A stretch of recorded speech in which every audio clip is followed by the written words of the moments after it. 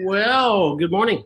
It is the 27th, I think, Power Hour. Wow, done a lot of these with you guys, so we're looking forward to giving you some more good content here today. It is a bone-chilling 74 degrees here in Miami Beach, and I do have the mascot available today, just so you know. That's Garfield.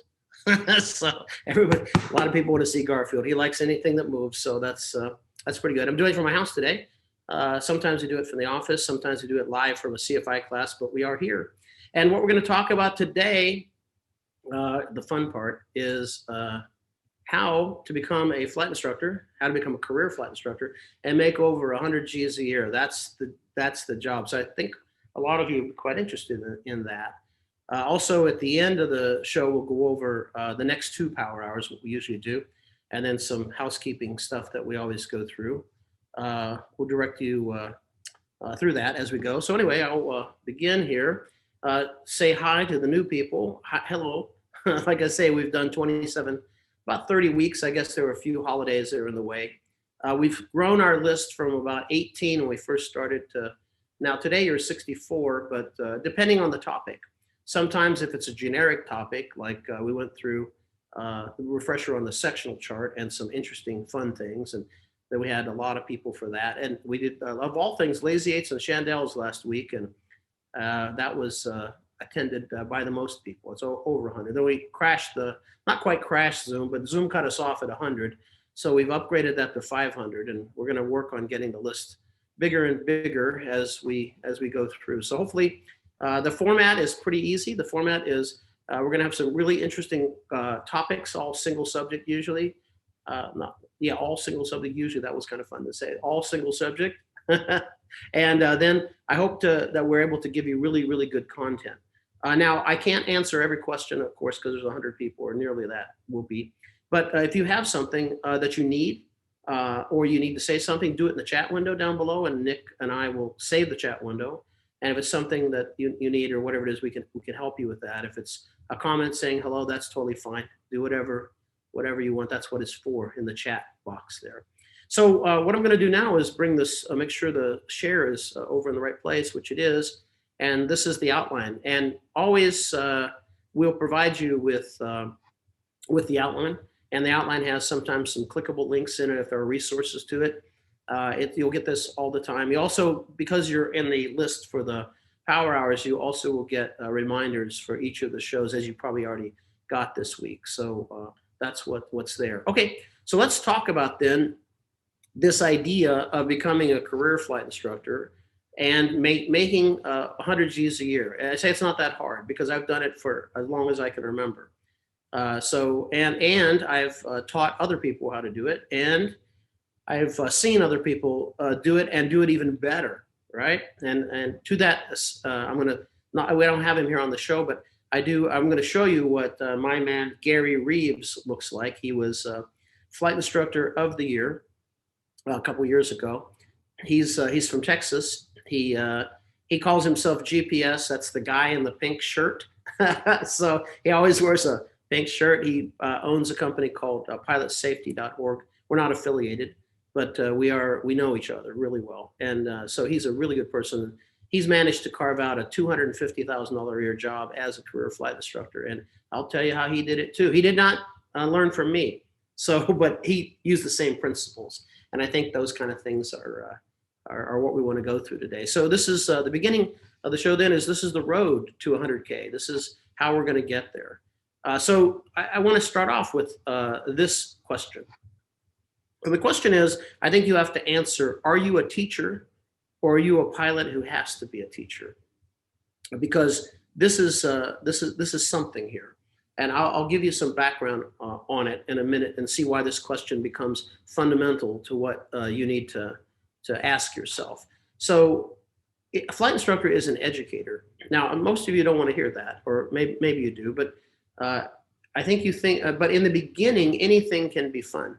Almost anything you do can be fun. I flew a citation for a number of years, and I couldn't wait to fly the citation. After a while, it was just a job, right? But at the beginning, it wasn't a bad job, but it was super fun. And then over some period of time, what you are reveals itself to you. If you're a real teacher, or you're a pilot or you're whatever it is, you'll know, right? If you dabble at something long enough, it'll either become something you truly love or it'll be something that you do.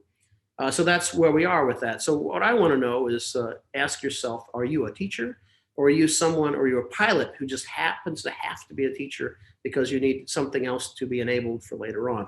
And there's nothing inherently wrong with answering that either way. But I'm going to tell you that if you want to be in this business and you want to be a career flight instructor, you're going to need to be a teacher at some point. You can't just be a pilot.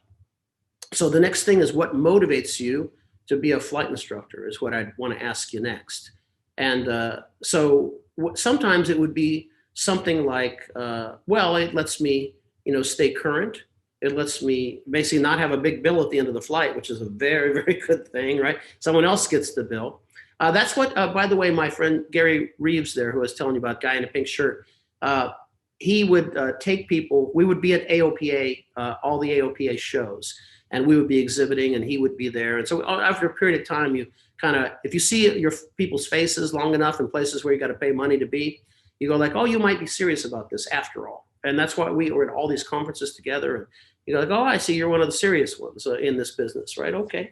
And so he'd bring people, because he doesn't do flight instructor training. So he would bring people up to the booth, and this guy would, he brought one guy once, and the guy says, I think I want to do this flight instructor thing. And so he says, but I'm not exactly sure if I'm not positive if I want to do it, but I'm thinking about doing it. And Gary Reeves, in his own funny Texas way, he says, look, he says, let me tell you your best day in aviation. He's what he talks like that. Let me tell you your best day in aviation. And the guy says, like, what is it? He says, it's the day, he says, when you land off your first flight with a student. He says, and then they go in and they pay the bill. He says, and then they pay you. He said, that's like crack cocaine. He says, you can't get enough of that. So that's like crack cocaine. So what motivates you to be an instructor? Is it the teaching side of it?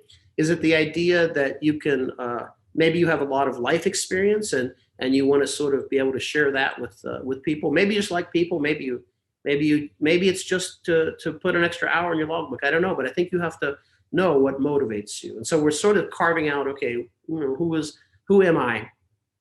Are you able to move? Because you're probably going to need to. If you're in aviation and you want to be in aviation as a career, you're going to probably, you like that, you're going to, that's a must. And then probably like Yogi Berra, if there's a fork in the road, take it. That's me.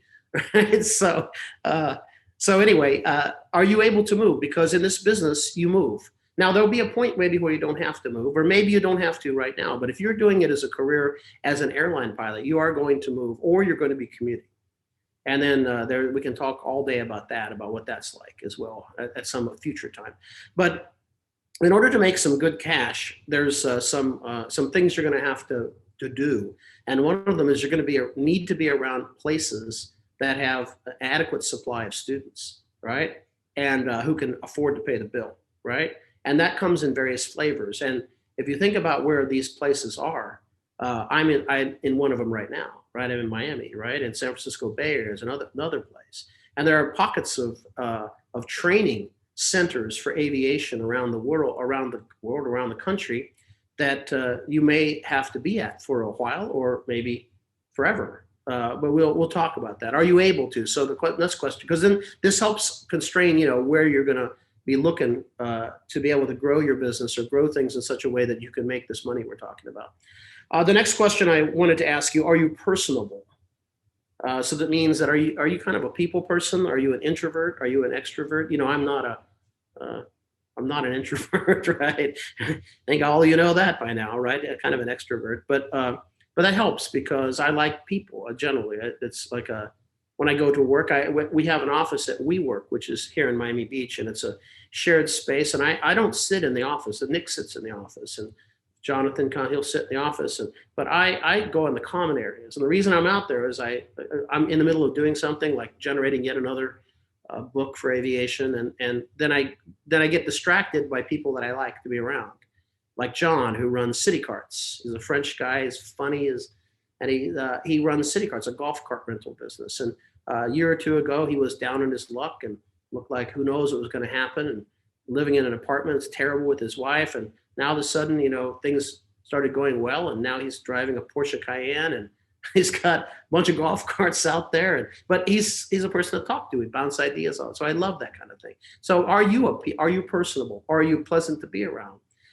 Yesterday, or 2 days ago, one of our there's a flight school next to us, or another in the area, let's say, and I know the flight instructor, one of the flight instructors there, and the student shows up, and he shows up early for the class, and then the flight instructor says, "How do I tell the student that he smells? He stinks?" And I'm like, "Yeah, people person, right?" So I'm a people person. I said, "Just tell him." Like, I don't say quite bad, but in a gentle way, and so are you able to approach that, right? Is that something? And if you're just a pilot, if you're a pilot, one of the things that you'll do is fly an airplane, right? And sometimes it can be as simple as walk down the jetway or whatever it is, close the door behind you. You don't have to talk to anybody who's in the cockpit with you, and make an announcement every now and then, right? But in this business, you're going to know people. And sometimes you learn more about them than you'd ever want to know, right? But you have to have this sense of being a people person. Now, there's a way around that. I'm going to give you the secret for that in a second. But the idea is, if you work at a Part 61 school, so let's say there's 61 non-approved schools, there's Part 141 schools. If you work at a Part 141 school, you don't have to be a people person necessarily, because what's going to happen is, if you get hired there, then all of a sudden there's going to be 6 students given to you. You don't know who they are ahead of time. They didn't know who you were going to be ahead of time. It was like, okay, you're flying with this one, this one, this one, this one, and this one. Get them done in 6 weeks or 2 months for private. And whatever that entails, that entails. And if you're not the most people person in the world, you didn't have to sell yourself to that person at all. They were just handed to you because that's how the factory runs in a 141 school. And so that's a recommendation to get started, right? So what will tell you, the first thing, once you've answered your questions, you sort of have your list of number one, are you a teacher? Your pilot has to be a teacher. What motivates you? Are you able to move, and are you personable? Once past there, we get to the point of accelerating the road. So I'm saying, how do we get to this 100 grand spot? You don't just get it overnight, but you can accelerate the time. And so what you need to do is you need to build your base hours and get mentored right away. So as a new CFI, depending on where you did your training and how much experience and time you have, chances are you have a relatively low amount of time, somewhere around 300 hours, and which seems like high because it took a long time to get there, right? And a lot of pain and agony and anguish went into that, I know, but the things you could not buy. So you could be like Pat Chumley. I want to tell you about Pat Chumley. If he's not here, but so I can talk about him. Right now, he's a really good guy. So listen to this and see if this is even possible in your mind's eye, right? When you think about this. Pat Chumley called me and says, "I want to do your CFI program because I'm very unhappy at the place I am." Okay, we get that a lot, right? And I go, okay, and I know where he's at, which I won't say. And so then we begin talking. He's from Texas. He's about 56. He's married, has 2 kids, and he lives in Texas, in Fort Worth area. And he said, "Oh, I got this thing. I retired from my business. My wife now runs it. It's a construction company." And he said, "I wanted to start flying. I wanted to be a flight instructor because I want to teach the kids and other people how to fly. I think it'd be something good to do." He said, "So I started flying. I just bought an airplane. I bought a Comanche." And I said, "Really? You bought a Comanche?" "Yeah, I bought a Comanche." And he says, and then I didn't know anything about flying, so I took it to the mechanic, said, I think I need an oil change. And he says, $10,000 later, they showed me all the stuff that I should have fixed. I'm like, okay, here's something. I said, "Well, when did you start flying?" And he said, "I started April Fool's Day, April 1st.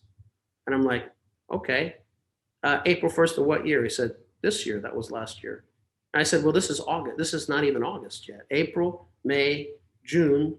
And by the time August the 20th came along, Pat Chumley had finished his private, instrument, commercial with 300 hours, his CFI and CFII, all by the time from April until the end of August of the same year.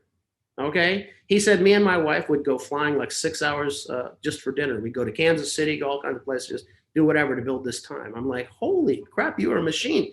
And he could ingest all this stuff. And he had a big old beard, like it looked like ZZ Top beard. She got legs, so like that, geez. And so it was like that. And I'm like, who is this crazy but wonderful person after I got to know him, right? And so he did it. He went to this other place and said, I'm just going to do all your stuff too. And he did it, and he finished, and he passed every one of these tests on the first time. It was incredible to see. But what could he not buy? What could he not buy? He could not buy experience. See, he could buy the training, and he could do it in a very quick amount of time. But what he could not buy was experience. He had not even flown one season yet. He didn't fly in the wintertime yet, right? In Texas or wherever he was going to fly from. But he did have life experience. So meaning that one thing that he did have, he could manage conflict, because there was some of it, quite a bit of it in his life, because he ran a construction company and all this stuff. And so he was able to use some of that, right? But he couldn't buy the experience. So this is what you've got to get. And if you're a one-man show and you show up at some flight school that hires you as a flight instructor, you don't know enough yet. I mean, you know enough to function, but you don't have a lot of experience. So when you get in and around a student who gives you a hard time, or you have trouble with a particular landing or a particular area, you don't have anybody to talk to. And believe me, there are people out there who can solve those problems pretty quickly. So you need a mentor. So what you need is a good mentor, and you need to build your base hours. And the reason when I say base hours, I mean, you need to get up to around 1,000 hours of time. When you get about 1,000 hours instruction or time in, around that, so you've got about 1,000 hours in your logbook as a CFI, you start acquiring the experience that you need to become effective. And you also know how to run your own show now. Finally, you've done a few of these or more, and you kind of know how things go. The other thing is you're going to be able to answer the hardest single question you're going to get as a new CFI, which is how many of these have you done, right? So when you go to a big 141 school, and no one asks you that question because they know. And the students who come, they just need to get private, instrument, commercial multi, whatever it is, go home or go back to China or to wherever, maybe here we have South America to do your job, right? And so they're not going to ask you that. But that is a question you're going to get asked. Now, if you align yourself with a good mentor instructor, a senior instructor who's done plenty of these, and you say, look, I'm going to have you do stage checks for all of my students. Well, firstly, you've just floated the ego of the instructor, right? You were like, all the feathers came up in the plume, and we're like, ooh, I must be good. Yeah. And then also what's happened is you can also say to the student, I've not done I've done some other types of training, but not necessarily this, but I, align myself here with Bob. Bob's a mentor instructor here at the school, and he does all the stage checks to ensure that the training is done correctly. And then also, of course, that instructor will throw you a bone every now and then. Like me, if you come into the school and I had to do a flight review, I'm like, oh God, I don't want to do a flight review. I hate it. And you were there sitting in the chair and say, hey, you want to do a flight review? You're like, yeah, right. Or a night flight. Those night flights that go on to 2 a.m. I'm like, no, that's happy hour for me. I'm way past happy hour. That's not good, right? So I'll say, hey, you want to do the night flight tonight? So that's good to align yourself with that. But if you work for a large 141 school for a short period of time, you'll gain a lot of time, and you'll get mentored because there'll be standards there, right? There'll be a chief pilot, assistant chief, check airman, and there'll be a standardization department. And what you'll get is a lot of these problems that you see can be corrected, like the landing problems, the making sure all your boxes are ticked, and then you can go out on your own right after that, right? So I'll advise you to get about 1,000 hours as quickly as you can. This doesn't mean you have to, but if you can, and you can do that as part of like a structured environment, then you'll get that time quickly. A lot of people, like at AeroGuard down in Phoenix, they fly about 100 hours a month, maybe more. And so it's not taking forever. Okay, you don't get paid a lot. Wah. That's coming later. This is like you're paying your dues and you're getting experience and getting all the other benefit from that. And then after you get back from AeroGuard, you can take your uniform and you can throw it in the garbage if you want and wear, like me, every day, the same T-shirt. I'm like Mark Zuckerberg with the T-shirt, except for missing several billions, mostly all the billions, I guess, right? Or Steve Jobs turtleneck, or Melissa Myers, same thing. So that's my uniform. But you can do with it that what you want. Now, if you once you've done that sort of thing, one of the real keys is to develop a specialty, develop something that you can do, right? That's unique, because in marketing there's called market differentiation. How are you different than the other person? If all you can say is, I have a flight certificate, I've been doing it like 1 month more than you. That's not a very big differentiator, right? It's not going to help you sell.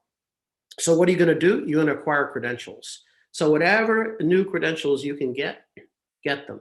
So if you can get an AGI, IGI, that's Advanced Ground Instructor, Instant Ground Instructor, you can somehow add a gold seal to your instructor certificate, which basically is an advisory circuit. It tells you how to do that. But if you have recommended 10 people for a practical test, at least 10 in 2 years, and 8 have passed in the first time, you take that record to the FSDO, and then you'll get a gold seal on your instructor certificate. Now, news on that. Oh, by the way, you also have to have an AGI. So you have to have an Advanced Ground Instructor certificate in order to get that. The good news on that is you can fail everybody else from till the end of time and they never take your gold seal away. Right? So there you go, once you get it. But acquire other credentials, any other credential. Maybe it's an advanced avionics training certificate of something. Garmin has their now course on the G1000, whatever those things are. Acquire credentials that separate you from the pack, whatever those happen to be. And you'll get this money back later, believe me.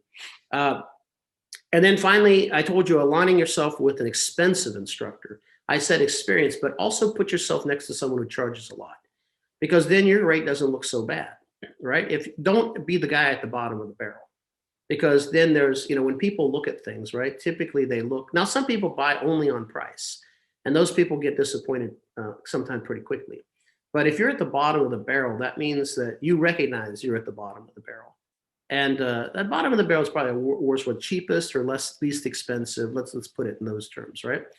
So you want to align yourself with this mentor pilot who charges pretty good money for their services, because then you don't, when you're aligned with that person, you can already up your game a little bit right there, just on that relationship you have with that person. You also want to do some sort of the other thing you could do. I'll give you an idea for Part 61 people. Now, so what we've done so far is we've said, okay, we build our base of time. We've been in either a large flight school or a place that churns out a lot of people, so we can acquire our time quickly with instructors there who can mentor us. If it's a Part 61 school, then we've got usually career instructors there. Or if it's a Part 141 school, there's a chief pilot, assistant chief, standards, director standards, those kind, not other instructors. Other instructors have, when they have 100 hours more than you, they think they have a lot of time, right? So that's not what we don't want those. We want the ones who've been around the horn, who have really the experience we want. So then what you can do is you can do accelerated training. So you could like we do. So you could focus on something like that and say, well, my differentiation is not that I can also teach you to be a private pilot, but I can teach you to be a private pilot in a month. Or I can do an instrument rating in 15 days or 20 days or whatever, you set the time. And then this will acquire people to you that aren't going to be looking to go to the run-of-the-mill school, right? And if you do it right in a Part 61 school, if you tell the Part 61 school, hey, I'm doing accelerated training here, and you let the front desk people know about that, you let the owner know about that. Of course, it's good for their business because they get students. But when someone comes to the door that's looking for that kind of training, you're the only one doing it. You're not the instrument rating dude with 50 other or 20 other people who do an instrument rating. You're the one who does it in 20 days, 15 days, and you get that business, right? So when you differentiate like that, when you're able to do accelerated training or specialty training, and you make that known to the school, then you're setting yourself up to get business coming your way, right? That's what it's doing for you, right? So accelerated training. Now I'll give you an example of one of the things I used to do, and it was quite simple to do. But think about how this worked. So I was in the business of being a flight instructor, right? And I had pretty low time. So I had CFI, CFII, and let's say I had around 500 hours of time or something of this nature. And so I worked at a Part 61 school, and I thought, well, how everybody else is, here. Yes, we like each other, we're friends, but we're all looking for the same thing. Who's going to get how we're going to get the next student? What's going to happen? And so what I did was, once I had several private pilot students, one thing you can say about customers is once you have one, it's the easiest resell you'll ever have, right? Is to the customer you already have. So what I would ask each one of them was, are you thinking about doing an instrument rating? And some of them would say no, but a fair number of them would say yes. And I'll say, how would you like to do it in about 20 days? And there'll be a cross-country trip across the country in it as well. I mean, this is my idea of building base time and cross country time. And they were like, what? I said, so this is the way it works is you don't need 50 hours of cross country time. This is going to be all played out in what we do. So we're going to do 20 hours in the sim and get you instrument proficient in all the basic tasks, holding procedures, instrument approach procedures, that kind of thing. And then as soon as that's done and we're proficient, we're going to take off from here, from San Jose, California, and we're going to go to Key West, which is 25 hours each way in a 172, which is going to be 50 hours of pure cross country time. We're going to do that in 10 days or 11 days. And then we're going to do instrument approaches when we get to Phoenix. We're going to do instrument approaches when we get to, you pick the places as you go.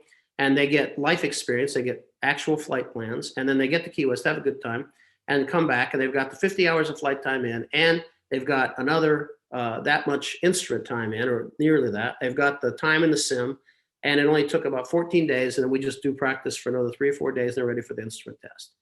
And when you think about, they say, well, I can get 2 weeks off, and then you look at where you're going to stay. And over the period of time, I built up a network where I could, I knew where I was going to stay each day. And so I already knew the instrument approaches. I knew how much it was going to cost to stay various places. And so that was one of the things I made as a product differentiator, right? And that allowed me to build hundreds and hundreds and hundreds of hours of cross country time, which I needed because I wanted to get an ATP later. So I was able to structure that and make that work. So then you need to say, well, what do I do about marketing, right? How do I get people, right? Well, that's a whole big subject, but there's marketing that works now and there's marketing that works later. So marketing that works later is word of mouth, and that is what you really want. Because I can tell you for the past, let's say when I was doing flight instruction regularly, I mean, individual all the time flight instructor, let's pick 4 years ago, I was the busiest CFI I know, right? And none of those people did I have to spend $1 to get. They all came from people that knew me, knew this one, this guy did this, and all really, really good instructors and instructors who are busy typically get, in the old time, they're going to, in the end game, that's how you're going to get your students. It's from friends of, because your network gets bigger, right? And you don't have to do anything, but that's not marketing that works now, that's marketing that works later. But you build up this time. Right, that's your end game, is to get the word of mouth marketing.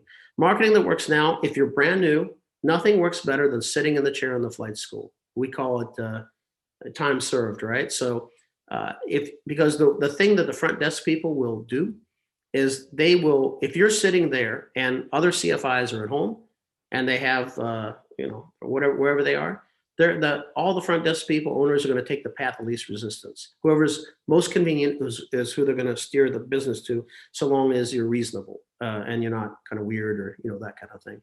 So you sit there, and like I tell new CFIs, I say, if you're not full, if your plate's not full, you have a full-time job still. Your full-time job is to sit in that chair, do whatever you need to do until customers come, right? Because they come to the airport, and that's your full-time job. So don't be at home, waiting for people to call you, because they won't.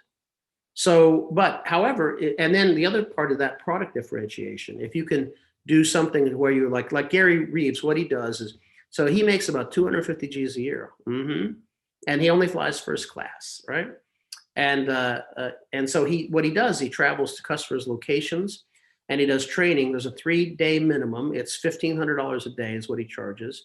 And he does advanced avionics training. So he does Avidyne, he does G1000. He also specializes in ForeFlight and some other things. So he will fly in your airplane with you in your local area, wherever you want to go there, and teach you how to fly advanced avionics systems, autopilots, and whatever. And that's what he does. He does that all day long. And that's his niche. And so he was able to carve that out. Now, can you do that right away? Probably not. But what's in your way? Experience and base time, right? Base experience. How many hours do you have? They get this a lot too. Well, go to a place to give you a lot of hours, right? And they also get good experience. So your idea here is going to be try to pass 15 hours as quickly as possible, because I'm going to tell you about that magic number. And for us in the old days, it was about 1,000 hours, but now it's 15. It's going to tell you whether you answered this question correctly at the top. Are you a teacher, or are you a pilot who needs to be a teacher? It's going to tell you that. What motivates you as a flight instructor? This is all going to come out right here. Because after you do this for a while, you'll find out that it can be repetitive. There's also a lot to manage. So you have managed schedules, your schedule, student schedule. You have to manage the airplane schedules. The student will sometimes have a favorite air. Oh, I don't want to fly that one because of the trim, and it's not as good as this one. The seat doesn't do this, or the throttle, whatever the reason they give you, right? 100 different reasons. Oh, no, I'm going to cancel. I don't want to fly that one because I never fly. That one needs more right, I never can get it right. Okay. After a while, I don't care about that. You go like, okay, it needs to be maintenance needs to look at it or something, but still you can fly it. But at that point, it'll be apparent to you because the newness of this will have been gone. The brand newness is over. And then you're left with the reveal, the big reveal, which is like when people get married for the first time. I shouldn't say that. I'm going to say it anyway. I'm going to say it. Sometimes they misrepresent themselves during the dating process. Oh, that never happens, right? Like, I'll do things that they never do just to keep, okay, we'll keep everything going. And then one day you leave the toothpaste cover off and like, what is that? Well, what do you mean? You do that all? What about the coat hangers? They're not lined this way, everything, like, what shit, what is all that, right?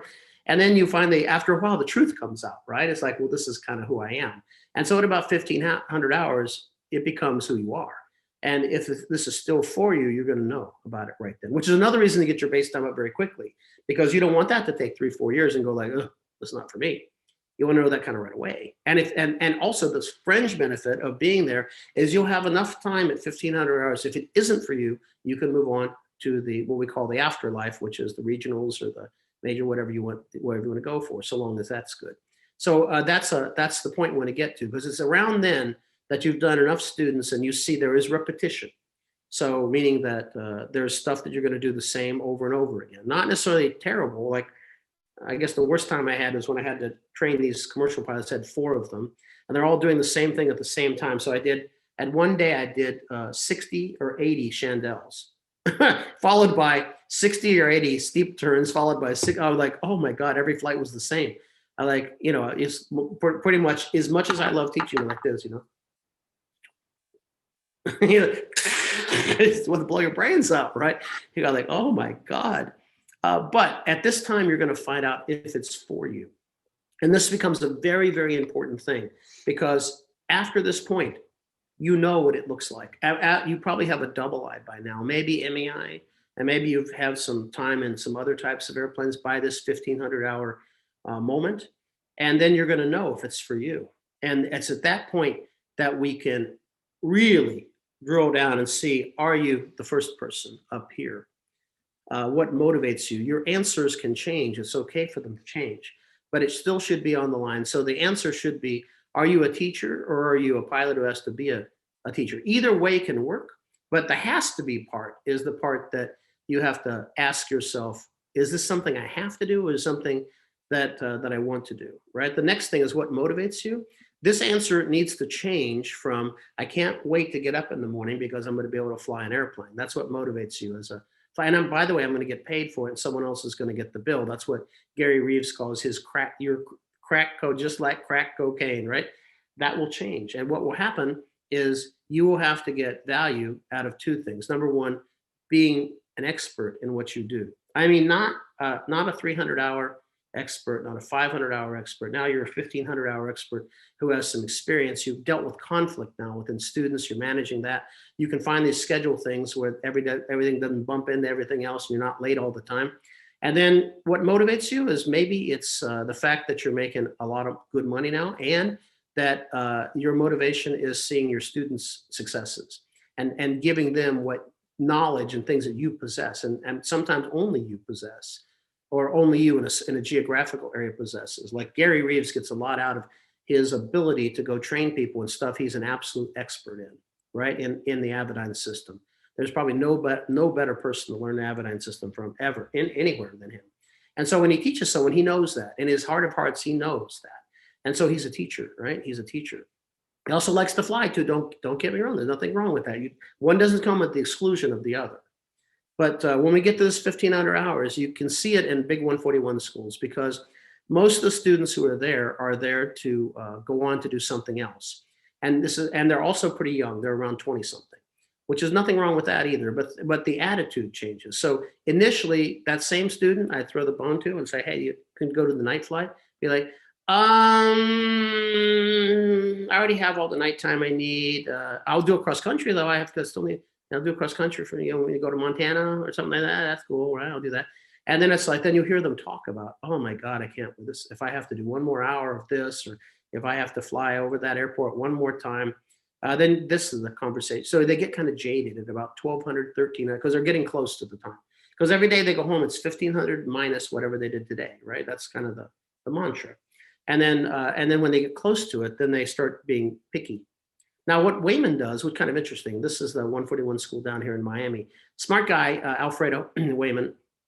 Initially, what he does is he gives you a bunch of cross country time all at once. So and it's a good reason for it. He's like, do all the commercial cross countries for the next like 3 weeks. And so you build a lot of cross country time right away with people who can already fly, right? Commercial pilots, and then do things that aren't going to kill you, right?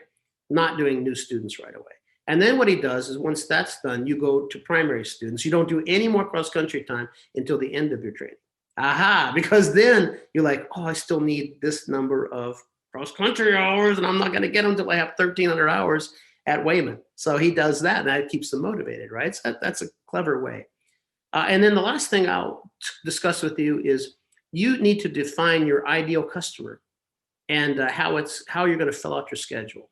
So, and also then we'll talk about charging the appropriate amount of money. But what I mean by that is you think about who your ideal customer is, who fits with you the best. Is it a person who's going to do advanced avionics, who can fly during the day and not on weekends and not at nights, not in the early morning? Is that your guy or the girl? Who are your ideal customers? And then once you've defined who that is, then you can help market yourself to those people once you've identified that. And again, you let the front desk people know the type of training you do, whatever it is, and to fit that ideal customer. That way, when that ideal customer comes to the door, and hopefully there's plenty of them, you're the guy that fits that or girl that fits that the best, right? So those are some of the ways. And then we'll talk about, last thing is you're going to have to, you think about how much you have to fly. So if you're in areas, so let's move down to this little list here. Let's look at hourly rates around the country. 141 schools, between 20 and 40 bucks an hour is what they pay. Doesn't sound like a lot, but you're building base time. If you live in the Bay Area, California, the average rates are somewhere between 60 and 120. In Southern California, a little less, about 50 to 100. Dallas, Texas area, 50 to 70. South Florida depends, between 40 and 75. Out of the Sun Belt in the middle of the country, 35 to 55. But you need to consider the cost of living and the supply of students. So I can tell you, if you go to the Bay Area, you can start at 70 bucks an hour of San Francisco. And within 2 or 3 months, once you've done a private pilot student, go to 80 something, 80, 85, and even 90. But, to live in the Bay Area is going to consume quite a bit of that. So it's not sometimes as good as it looks on that side. Here in South Florida, people told me I was crazy when I came here, and I said, we're going to charge exactly the same for CFI training that we charge anywhere else. It's not going to change. South Florida will never support that. The average rate was 40, 50 bucks. Our minimum rate's 85, and our normal rate's 105. And so what happens? Wayman Aviation for advanced training now charges 105 an hour, right? Because it's a specialty. If I'm teaching private pilots, only private pilots, at a place that doesn't have a lot of population, and I'm charging $120 an hour, I'm not going to be a flight instructor there very long. So I can't do that there. So, but what I can do is I can do specialty training. I could say CFI training or some other whatever you pick, I can do at a higher rate because not many people do that, right? So you need that's the balance of what we're trying to do. If you do specialty training, like advanced avionics training, like Gary and other people, about 100 you can do for that, especially if you fly a lot of different airplane types. Again, that's why you want the base miles. Again, the base time, because it's by time that insurance companies say yes to you flying other things, right? So you want to fly a Cirrus, you want to fly a turboprop, you're not going to do that with 300 hours or 400. It's not really going to be happening, right? Maybe Cirrus, but not turboprop. And get insured teaching in it, not going to be happening. But once you get the base time, this is where it's all at. And then turboprop training between 100 and 200. If I train in turboprop, it's 200, right? And if you don't like that, that's great. You can go to SimCom and take time off work, stay away from your business for however many days it takes to go do that, and you end up spending more anyway. So there you go. So that's what I say. Like, well, whatever, right? So you have to know that. Accelerated training, meaning you decide to do that as a specialty, and maybe the normal training rate's 40 to 50. You say that's true, but repetition is the key to this business, babe. It is the key to this business. If you can do this repetitively every day or every whatever we tell you to, we train, we get CFIs done in 10 to 15 hours of flight time. If you come off a recent commercial or you have some experience, if you're not too far out of doing the commercial. And the reason we don't do that an hour per week. If it was an hour per week, we'd probably be 30 hours getting you done, maybe more. We do that every day. Every day we're pushing the repetition button. That's a law of exercise in the fundamentals of instruction. If you fly tailwheel, it can be a specialty. And so you could charge a little more for that. And if you also teach an experimental aircraft, maybe because you own one and it's a popular design, you can do more. There are other types of flying that don't pay a lot, right? That you think, oh, I think I'll just do this thing. Banner towing. You can go to Bobby's Landing here and make $15 an hour towing a banner. Yes, you'll build time and you won't have to teach people to fly, but that's what you're going to make. Ferrying airplanes, you make almost nothing because almost ex-airline guys or airline guys do this because they can travel for free. And so you'll be bidding the time, the airline money to get there or the airline cost to get there, and they won't be doing that. Plus, if they've crossed the Atlantic 7 times in the 747 or the 777, they can get insured to do that. You can't. So it's not a very lucrative thing. Skydiving, about minimum wage, about $15 an hour if you're doing the jump plane. Low time charter, if your idea is, I think I'm going to get on and with this company that as a first officer, you're going to get paid low money. And they're never going to type you. They'll type you when you've got 2,000 or 3,000 hours and you've been there forever. So, and you'll get paid 20 to 40 bucks an hour for that.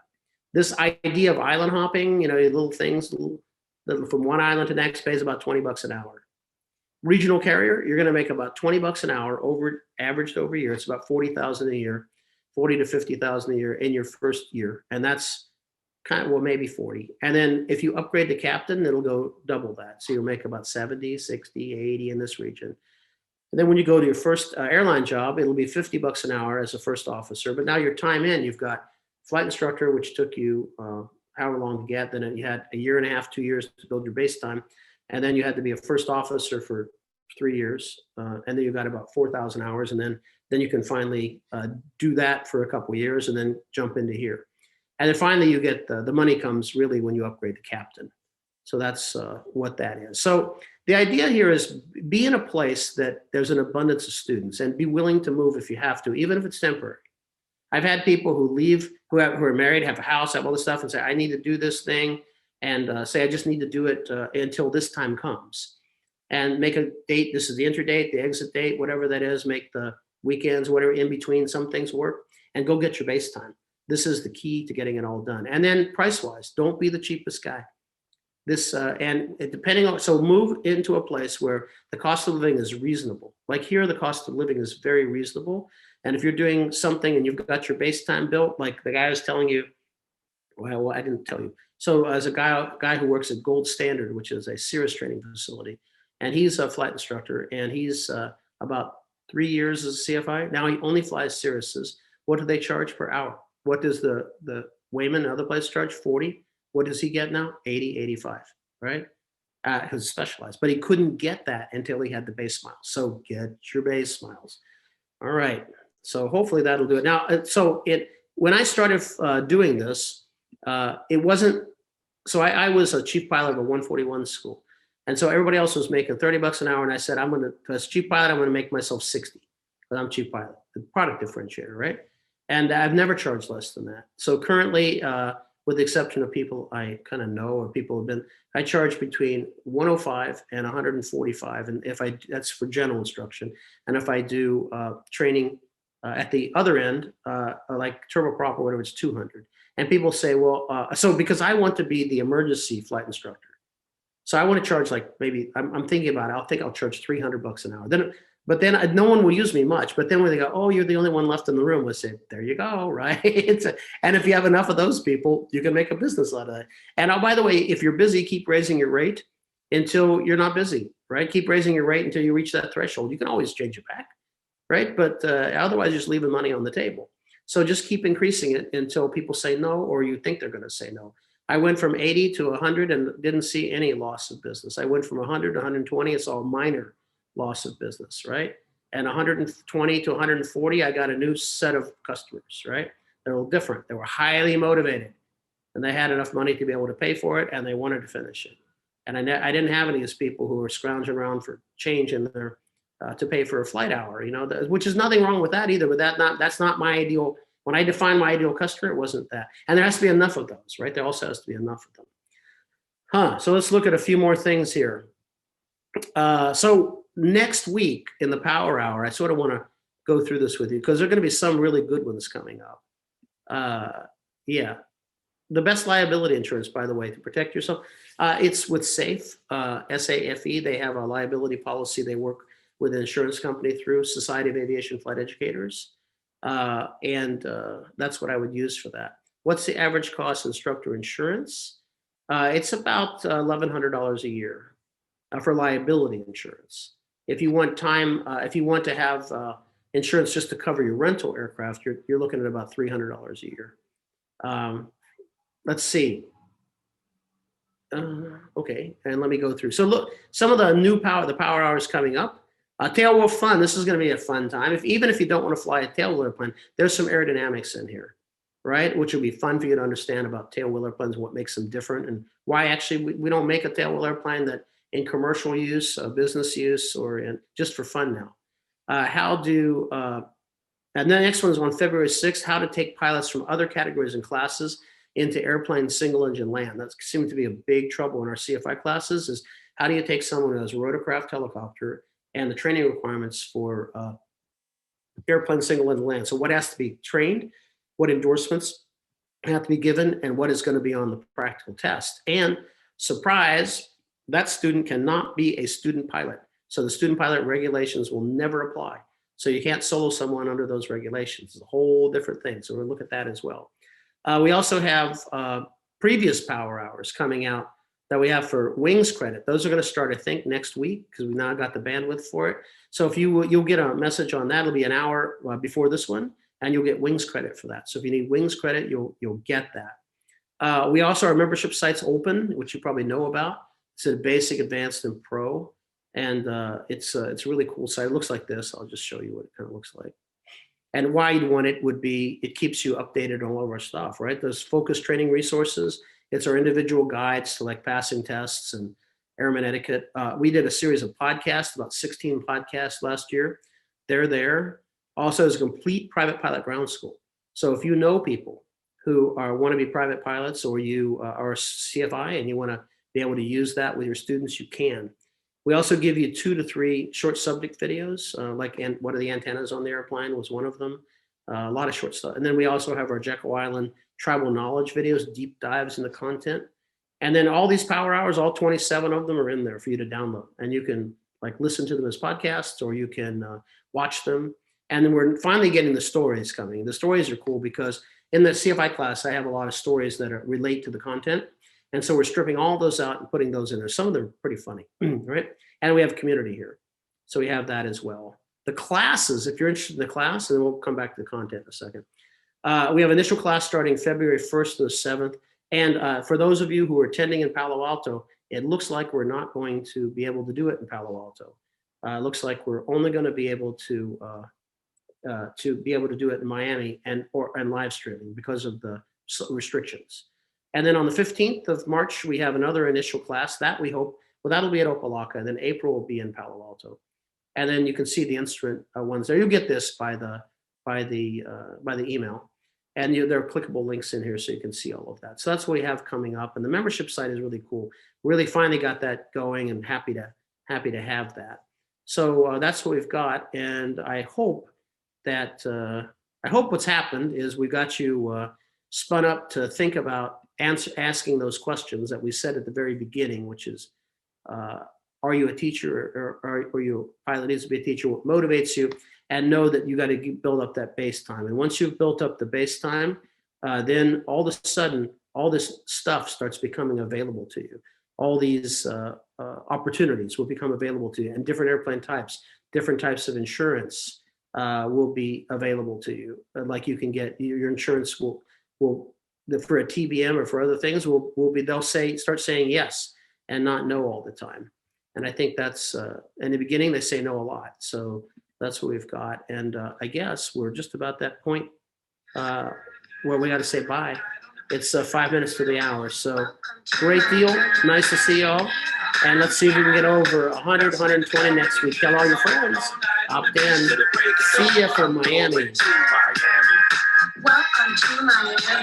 Oh, I heard the rainstorms ain't nothing to mess with, but I can't feel a drip on the strip.